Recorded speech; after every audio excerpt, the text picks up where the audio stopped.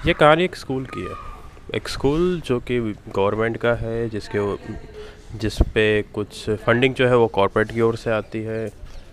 Fund की कमी है, बहुत सारे टीचर हैं, टीचर एक अच्छी शिक्षा देना चाहते हैं अपने स्टूडेंट्स को।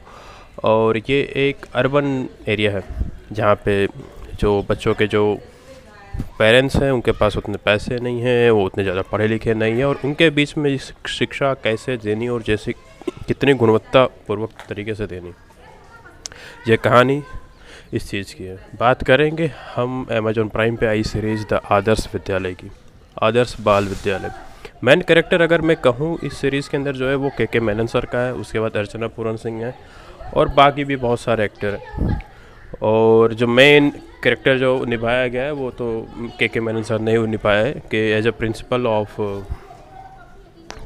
ऑफ आदर्श बाल विद्यालय। अगर ऐसा कोई प्रिंसिपल और टीचर हो हमारे स्कूल में, हमारे स्कूल के एरिया में, वो भी सरकारी स्कूल के अंदर, तो मैं कह सकता हूँ कि हाँ, भारत की शिक्षा व्यवस्था में बहुत ज़्यादा अच्छा मतलब कि इफ़ेक्ट आएगा इस चीज़ से। मतलब के मेनन सर ने जो भी किया है, मतलब कि बच्चे जहाँ जहाँ पे अटकते हैं, मतलब कि बच्चों के साथ रहना, बच्चों की हर एक दिक्कतों को दूर करना, और उसके लिए जो भी हो अपनी तिगड़ा में लगाना। एक कह सकते हैं कि एज ए प्रिंसिपल का रोल जो उन्होंने किया है, मतलब कि थोड़ा सा फ़नी भी रहता है। अलग अलग तरीके की सिचुएशंस आती हैं, जो बच्चों के जो पेरेंट्स होते हैं उनके साथ मीटिंग की जाती है और उन चीज़ों का सॉल्यूशन ढूंढने की कोशिश की जाती है। पैसे की कमी होती है तो फिर उन कमियों को भी अलग अलग तरीके से फंडिंग लेना, कहीं से मतलब डोनेशन लेना, इन सब तरीक़ों से किया जाता है। एक कहते हैं ना कि आपको अपने बचपन का स्कूल याद आ जाएगा अगर वो एक अच्छी याद होगी तो, या तो फिर आप चाहेंगे कि मेरे होने वाले बच्चों के लिए एक ऐसा ही स्कूल हो। तो कुछ कुछ इस तरीके की कहानी है।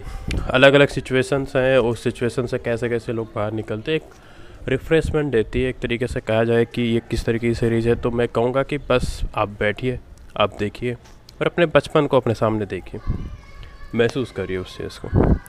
एक्टिंग वाइज देखा जाए तो सबकी एक्टिंग टॉप नॉच ही लगी है मुझे, जैसी चाहिए वैसी है। बच्चे भी हैं, अलग अलग सिचुएशन से, उन सिचुएशन से वो जूझते हैं, आगे निकलते हैं, और एक तरीके का असमंजस कहें या युद्ध होता है के मेनन सर के मन में कि वो हमेशा सही रहें या खुशियाँ देखें, या तो दोनों एक साथ देखें। इस कहानी के अंदर मुझे कोई भी एक विलन नहीं दिखा, बस एक अच्छी कहानी है।